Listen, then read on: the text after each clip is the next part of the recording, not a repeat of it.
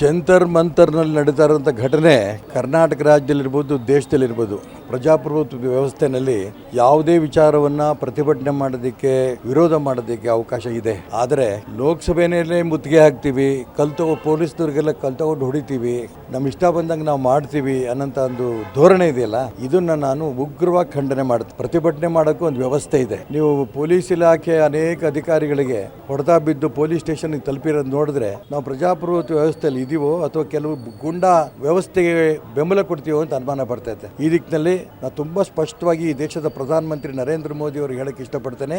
ನೀವು ಮಾಡ್ತಾ ಇರೋಂಥ ಕೆಲಸದ ಬಗ್ಗೆ ಕೆಲವರಿಗೆ ಅಸಹ್ಯ ಹುಟ್ಟುತ್ತಾ ಇದೆ, ಕೆಲವು ಸಮಾಧಾನ ಇಲ್ಲ. ಅದನ್ನ ಈ ರೀತಿ ಕೆಲವು ಗೂಂಡಾಗಿರಿಯನ್ನು ಬಳಸ್ಕೊಂಡು ಈ ರಾಜ್ಯದಲ್ಲಿ, ದೇಶದಲ್ಲಿ ಈ ರೀತಿ ಮಾಡೋಂಥ ಪ್ರಯತ್ನ ಮಾಡ್ತಿದ್ದಾರೆ. ಇದು ಯಾವುದೇ ಕಾರಣಕ್ಕೂ ನೀವು ಹೆದರಬೇಡಿ. ಇಡೀ ದೇಶದ ದೇಶಭಕ್ತರು ನರೇಂದ್ರ ಮೋದಿ ಅವ್ರ ಜೊತೆ ನಾವು ಇದೀವಿ ಅನ್ನೋಂಥ ಅಂಶವನ್ನು ಹೇಳಕ್ಕೆ ಇಷ್ಟಪಡ್ತೇನೆ. 22 ವಿದ್ಯಾರ್ಥಿಗಳು ಆತ್ಮಹತ್ಯೆ, ಅದ್ರ ಬಗ್ಗೆ ನಾನು ಹೇಳಿದ್ನಲ್ಲ, ಪ್ರತಿಭಟನೆ ಮಾಡಕ್ಕೆ ಪ್ರಜಾಪ್ರಭುತ್ವ ವ್ಯವಸ್ಥೆ ಇದೆ.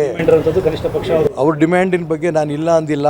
ಅವ್ರ ಡಿಮ್ಯಾಂಡ್ ಕೊನೆಗೆ JP ನಡ್ಡಾ ಅವ್ರ ಕೈಯಲ್ಲಿ ಕೊಟ್ಬಿಟ್ಟು ಬಂದಿದ್ದಾರೆ. ಅದನ್ನ ಕೇಂದ್ರ ಸರ್ಕಾರ ಗಮನಿಸುತ್ತೆ ಅಂತ ಹೇಳಿದ್ದಾರೆ. ಹಿಂಗಿದ್ರೂ ಕೂಡ ಕಲ್ ತಗೊಂಡು ಹೊಡಿ ಅಂತ ಯಾರು ಹೇಳ್ಕೊಟ್ರಿ ಅವ್ರಿಗೆ? ಇದ್ರ ಹಿಂದೆ ಯಾವುದೋ ದೊಡ್ಡ ಶಕ್ತಿ ಇದೆ, ವಿದೇಶಿ ಶಕ್ತಿ ಇದೆ. ವಿದೇಶಿ ಶಕ್ತಿ ಮಾಡ್ತಾರೆ ಅಂತ ಆಟ ಇದು. ಇದ್ರ ಬಗ್ಗೆ ನರೇಂದ್ರ ಮೋದಿ ಅವರು ಹೆದರಬೇಡಿ. ಇಡೀ ದೇಶದ ದೇಶ ಪ್ರೇಮಿಗಳು ನಿಮ್ ಜೊತೆ ಇದೀವಿ ಅನ್ನೋ ಅಂಶವನ್ನು ನಾನು ಹೇಳಕ್ ಇಷ್ಟಪಡ್ತೀನಿ.